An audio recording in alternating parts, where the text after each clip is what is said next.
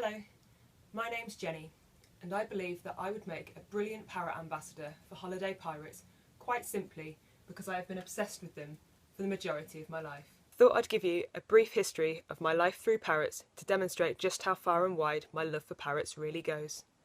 My obsession started in early childhood via two routes.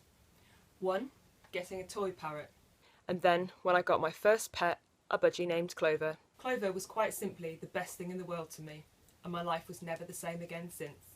This early love for parrots made my collection of parrot-related acquisitions and my thirst for knowledge grow and grow. Parrots have also consistently played a role in my other lifelong love of art. I have painted, sculpted, sewn and drawn parrots since childhood. My obsession led me to dragging my family around to any possible place where I could see parrots. It was at Harewood House and Bird Gardens where I first saw a sign for the World Parrot Trust. I instantly joined aged 9. Their headquarters at Paradise Park was located only a couple of hours from my hometown, which meant making visits there was an annual occurrence.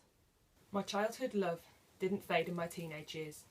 Instead, I did a course in parrot care and psychology when I was aged 14. Aged 15, I was finally old enough to do work experience, and of course, I did it at Paradise Park. Parrots continued to be a theme in my artwork after I left school. During my art foundation year, I became particularly obsessed with the complex conservational story of the Spix macaw, and thus began a particular interest in the parrots of South and Central America.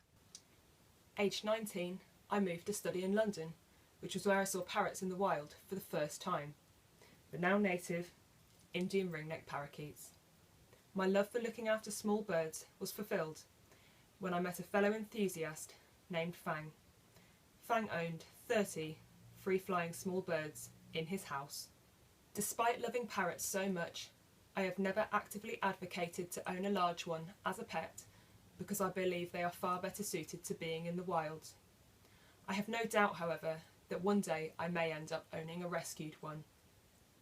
This almost became a reality 2 years ago when my friend Fang died and I was named legal guardian of all 30 of his birds. I rehomed his birds at Hounslow Urban Farm, where they now enjoy life in a lovely outdoor aviary.